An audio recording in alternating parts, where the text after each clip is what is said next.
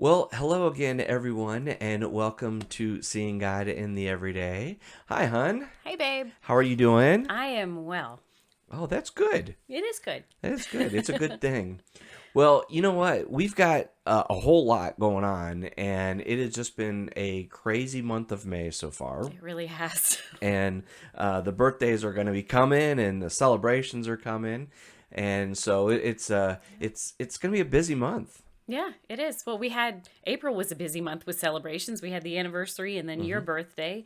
And then this month we have our son's birthday and your mom's birthday and your brother's birthday and my brother's birthday. It's a celebration kind of time. Yeah, it's gonna be basically the party month is what May is gonna be, and we're glad to be back with you. We're excited to be here doing the podcast and the video podcast.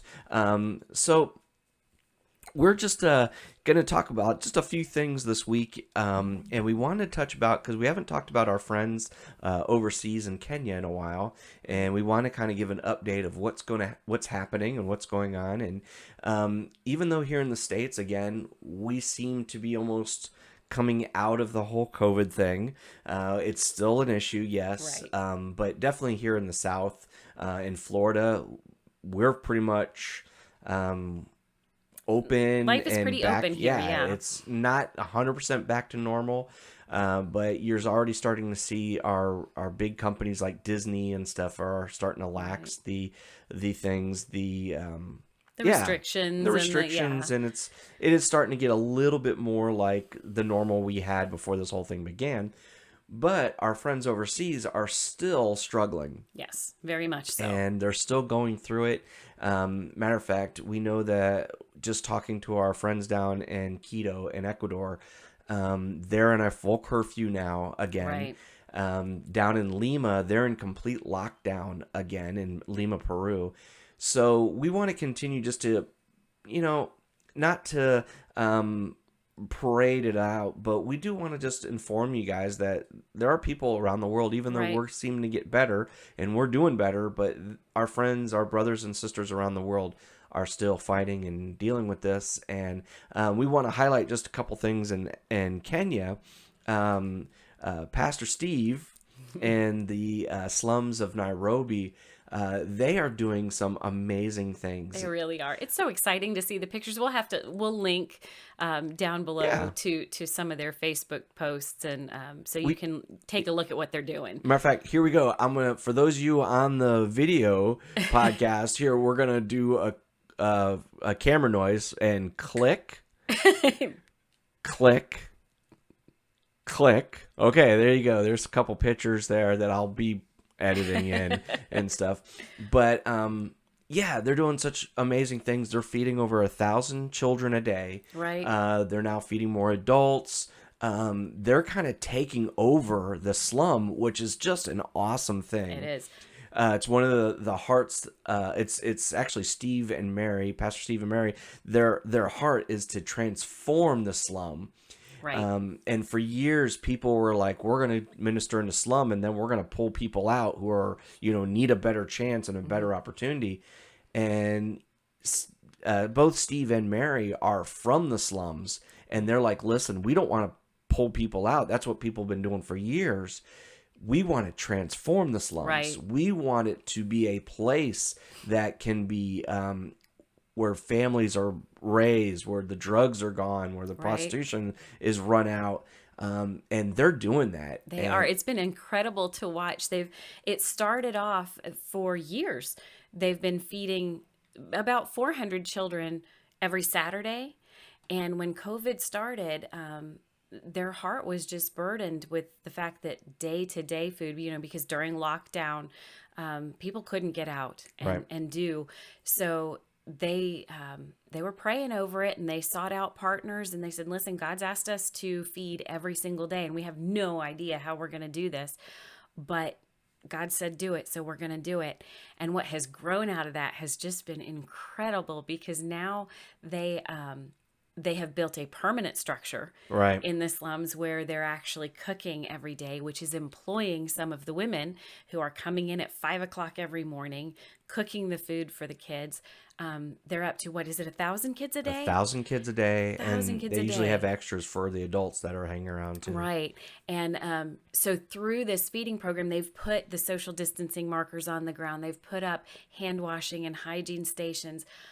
They've gotten to know so many of the kids, and through the kids have been able to go home and bring the love of Christ Yep. into these homes and help provide medical care for people that are sick, help provide mattresses, and get them up. Some of them were sleeping in the mud, literally, and get them up out of the mud. And so there's been this absolute transformational Mm-hmm. power about it. And what's been fun to watch is just in the last year, as this has unfolded, word has gotten out. Right.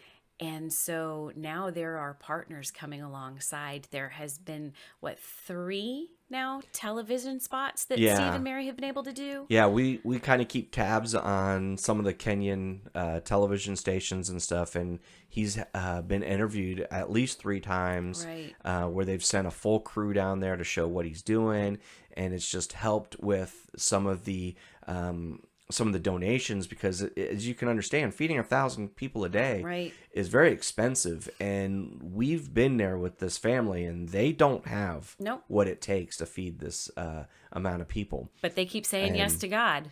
and they keep doing it and keep doing it. And I thought it was interesting. A couple months ago, he posted that there was a young man who was raised up in the slums. He got a job and now was earning enough that he bought a whole truckload of rice Right. and brought a whole truckload of rice for the people. And it's amazing what he's It has doing. been a beautiful thing to see. But they are still dealing with the lockdown situation that they have in Nairobi, and they're still dealing with the different things of COVID because you're seeing them. They still wearing masks. They're Right. still doing the different thing, the social distancing and things. It's a total different thing out in Western Kenya Right. with our friend Bishop Brian, who is traveling around all the churches, and that's more of an agrarian situation, and they're having a hard time getting workers. Right. They're having a hard time even planting their crops because people normally come up from the cities out into the villages to plant during planting season, and they can't travel because there's curfews and There are all this travel stuff, bans. You and can't travel go bans between that they cities. can't go. Yeah. So, our friend Bishop Brian, he's been working with all the churches, helping coordinate things and doing a fantastic job, keeping them motivated and keeping them doing what they Right. need to do. And there has been some sickness out there as yeah, well. there's And and yeah, it's not so, all been contained into the cities. It's actually been in. Matter of fact, the villages we're talking about, yeah, we've had some some of our friends have been sick, some of our friends very have been sick. sick, and we know have heard of some of them dying and stuff in those villages. So continue to pray for our brothers and Yes. sisters around the world. They are working very hard, especially these pastors who are working not only to continue to share the message of Christ, but they're also trying to help their friends and family Right. and church members continue to work. And And feed their families and keep shelter over their families. yeah, And yeah, just the basic needs of life so are becoming an issue. so we just want to continue to pray for them, continue to pray for, like I said, our brothers and sisters in India. We have quite a few churches that we work with in India as well, and they are seeing really tough times. As a matter of fact, we just got a message just the other day to the ministry that they don't know what to do because they're running out of places to.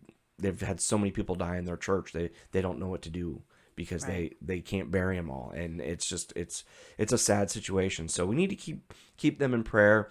Like I said, there's some good that's going on. There's some areas that are opening up.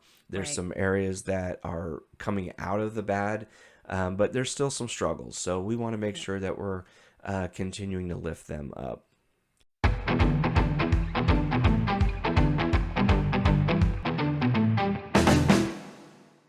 So I, I'm gonna do a little rant. So we were out driving, and you know there's two lanes, and there's a fast lane and a slower lane. You want me to paint this picture? Yeah, go ahead, because Paint this I got a picture. feeling I'm. He was beside himself, frustrated. He was driving. I had the luxury of not having to deal with it. I was just riding in the passenger seat. But we were in the fast lane. In the fast lane, you should be going at least the speed limit, right? At least the speed limit. 55 is at least what it was. Right. At The least. speed limit was 55. We were behind somebody who was doing 40. No, they weren't even. It was like 37 digital. I told you he was frustrated. Heads up display on the screen said 37.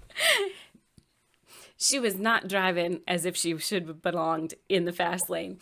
And Dan's over here getting more and more frustrated with it. We had places to do. We were running errands tonight, needed to get home.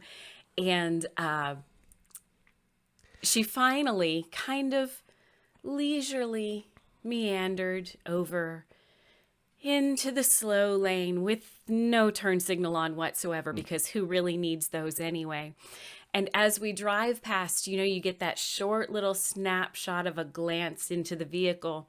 And I look over, and she has got a cigarette in her right hand and a book that she's reading held in her left hand up above the steering wheel, where she's kind of using the heel of her left hand to sort of steer. It was something. So those of you who live in the north, you know this concept of a beater car that you drive when the snowpack is so high, because you know you're going to plow into the snow and put dents all into your car. So you buy that, 1970 something Nova or whatever it is as a beater car. Well, I don't have a beater car, but oh, did I want a beater car. I was like, I know the thoughts going through my head. We're I have to tiptoeing on the vengeance's mind, I saith have the to, Lord yeah. issue here. I have, kneel on pencils or something here, because it's just okay. It's one thing that okay, if you want to smoke, I'm not going to judge. If you want to read a book, don't do it while driving. You don't do this while driving, and then sit in the okay. But wait, I'm smoking my cigarette and it's only going to harm me, right? Yeah. I mean, it's in my enclosed vehicle. It couldn't do you any harm. And Yeah. reading a book, well, that's an intellectual pursuit that can expand my knowledge. That's a good thing. I don't like the justification. So, but it got me thinking. So, this whole Clearly. thing has a point, besides me going through anger management. The thing with is that I feel like it brought up something that made me, like I said, made me think of going, you know what? We've got this thing that we can multitask. Mm-hmm. We've got this idea that we can do anything and still function. We can walk and use our phones. And if you all seen the videos of people just walking into fountains, walking out in front of cars, which is very dangerous and should not be done. But we think that we can multitask. We think that we can do these multiple things all at one time. And still do them all well, right? Yeah, and still do them appropriately. And Right. do them, and, I've always heard the oh, what a quality he has. He can multitask. I've heard that about myself. Oh man, Dan can do like 6 things at once and tell us what to do. And he's a great multitasker. And I started thinking about it going, no, I was just going crazy, running myself to the bone, running crazy, trying to get things done. And a lot of the times I wasn't doing things very well. I was getting things done, but they weren't done well. And they weren't done actually good. They were just done. And you guys know the difference. You know the difference between, hey, I cleaned up my room, and hey, I stuffed everything into my drawer. Hey, my car's going in the right direction on the road and I'm kind of sort of between the lines. Yeah. Right? Yeah. Well, and, my car now, we got this thing where the car will actually turn, it'll actually keep you between the lines, and then you got, Tesla, they got a car, you don't even have to touch the steering wheel and stuff. Yeah, but you're supposed to still be in the front seat. Yeah, yeah, you got to be in the front seat. But we've got this idea that we're not supposed to do the thing we're doing, that Right. we're doing this thing because it's a necessity, but we can do something else while we're doing that. We can text Maximize while our driving. time. Right. We can surf the internet while driving. We do it at home. We, instead of focusing on a task that has to be done, we'll do this, but we're really going to focus on this. We'll eat breakfast and do our work. Yeah. Right? We all do that, right? We sit down and we have something that needs to get done, and we're catching up on emails, or we're, you know, and trying to eat our meal, and you kind of end up eating and not even noticing that you've eaten anything. Yeah, and you walk out the door, realize, little Johnny didn't even come down for breakfast because Right. you haven't talked to your child at breakfast in 4 years because you spend all the time on the tablet or whatever.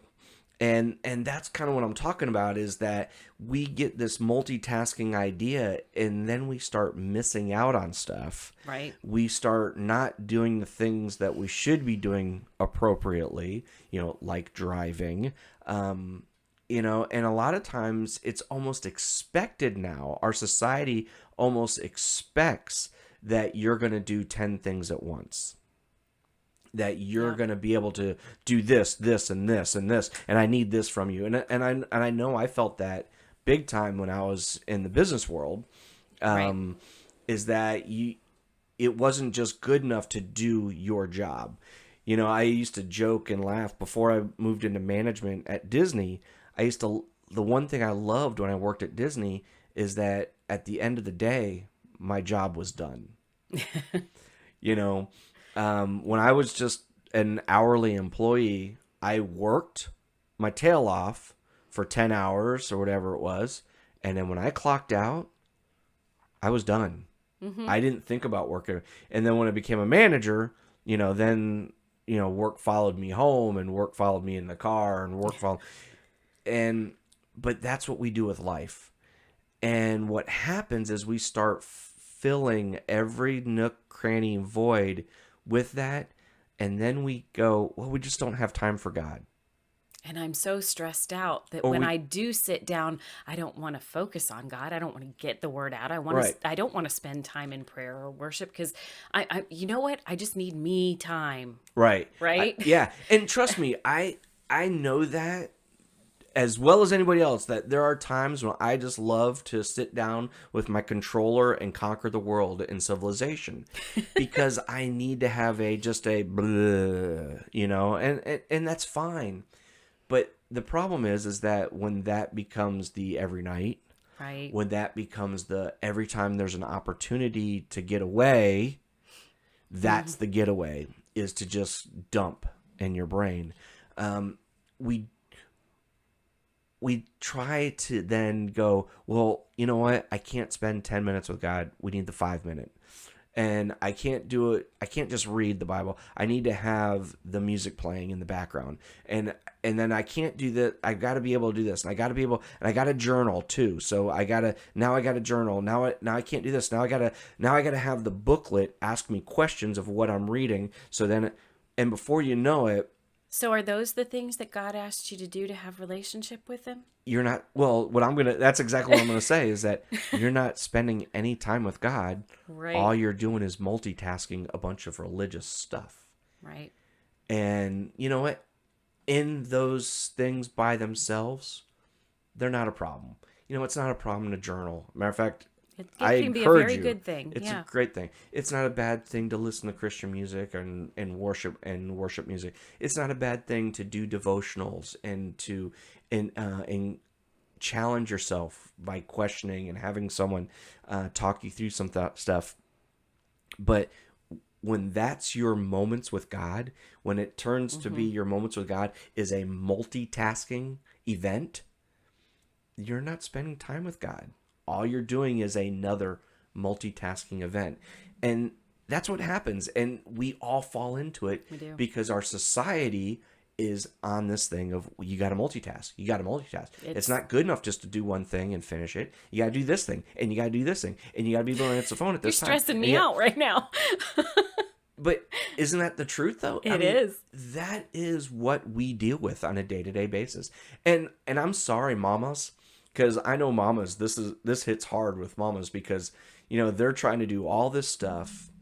They're trying to be that Proverbs 31 woman and stuff. And they're like, children crying, babies, that it'd be Okay, great. can I address that for like 2 Sure, seconds? We'll sure. do a Yeah, little don't let aside. the guy probably shouldn't be talking about that. We're going to do just a little bit of an aside. Y'all, I tried. I about killed myself trying to be the Proverbs 31 woman. Y'all, go read that. That woman was not all those things all at one time in her life. That was a testimony of the life impact of a woman, of a godly woman. There were seasons in her life, and she bought and sold property, and she arrayed her family, and she cared for the household. Y'all, that was a life legacy. Don't try to be all that at once. Let God work you through where you are right now. Okay, you can go back to what you were saying. So that's what happens to us. This whole multiculture, this whole multitasking. See, my whole brain just went. Sorry. This whole multitasking thing, and it does. We adapt it to everything that we're doing. Yeah. I think one of the worst things that the cell phone and our digital age has done was lied to us to the thing that we can do more than we can do. Mm-hmm. See, you're still only one person. You're still only one brain. You still only have one outlet. And no matter how much you surround yourself with other things, with other technologies that make it easier, remember in the 50s and 60s, the kitchen of the future was going to make your life easier. Remember, the automobile was going to make your life easier, and we're finding out that it's just adding and adding and adding. So I want to encourage you. This is our thing this week for Seeing God in Every Day, is that we get so wrapped up in our multitasking that we miss what God has for us, and we miss out what God is put in front of us because we're so busy doing all of the things. And my verse that I had has disappeared because my computer went out. Proverbs 4? Yep, it went up to 6. Okay. Here it is. So I wanted the verse that we were looking at today, or the verse that we wanted to mention, was Proverbs 4. And there's a whole bunch of things here in Proverbs 4. Matter of fact, the how Proverbs always has like a title. And this one is A Father's Wise Instruction. And at the end, after he kind of goes through and lists a bunch of things, this is how he ends it up. He in verse 25, he says, "Let your eyes look directly forward, and your gaze be straight before you. Ponder the path of your feet, then all your ways will be sure. Do not swerve to the right or to the left. Like our lovely lady. Turn your foot away from evil." And that's a great proverb to hang on to. And we want to encourage you guys. We know the world's crazy. Again, that's why we are so happy and excited when you guys sit down for 30 minutes or 50 minutes or whatever to listen to our podcast or to watch our video podcast. Because we understand that it's a sacrifice because of everything that's coming at you. But I want to encourage you guys to look forward. Okay.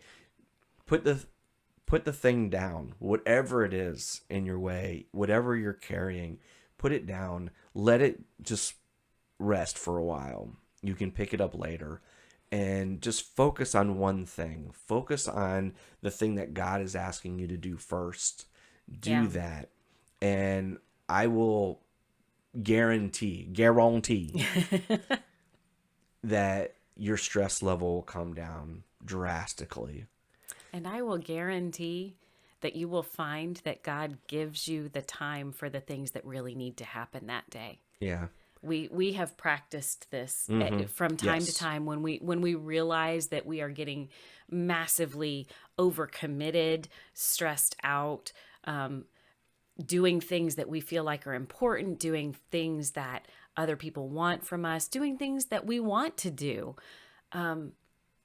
Sometimes you have to pull back and go, okay, what does God want me to do? What has Yep. God actually asked of me? Not for my life plan. What has God asked of me today, right now? And do that, and you will find that he really does give you the time to do the things that need to be done, and he will also give you the peace to let go of the things that just aren't going to get done that day. Yeah. Yeah, and I think the other thing is what we've noticed is that some of that stuff that we were doing that we thought was important, we realized, oh, we really didn't even have to do that. Right. Um, That wasn't ours to pick that wasn't up. ours. That wasn't ours to deal with. That wasn't ours to pick up. That wasn't ours to put on. You know, and so it helps you say no It does. and not feel guilty, and it helps you say no to the right things. Because there are times when you just need to say yes, but there are lots of times when we just need to say no. And you start to learn those things a little bit better because you understand a little bit better. Just know that if you're behind the wheel of a car, you need to say no to the cigarette and the book. Yeah. Yeah, I think that'd be best. So, on that incredible bombshell, that high wisdom there. Yeah, please don't do that. So, guys, thank you so much for watching and listening along. We do love doing these. We have so much fun. And we just want to ask you just to continue to like, share, subscribe, whatever you need to do. Let people know about either the podcast, let people know about the video podcast that we do, the video cast. And, you know, it just, again, lets other people know that there's something out there that might be a little different, takes a little bit of a different angle at things, and hopefully is encouraging. So that's kind of what we like to do. Thanks for hanging out with us again. Yeah. So before we go, just want to do one last plug. The blog. We want to plug the blog. This thing is awesome. Look at that. I even got a thing for you who are watching. Go to Facebook and you can read the weekly blogs. I will tell you this. They will encourage you. They will definitely lift up your spirit and encourage you. So read those blogs, and it is a good thing. So I guess that's it this week. We are, again, glad and happy that you were with us, and look forward to next week. Who knows what's going to happen next week? We have no idea. No idea. That's the beauty of this thing. We just wait for what God lays before us, and we just tell you about it. So, guys, thank you again. We love you all. Bye-bye. We'll see you next time.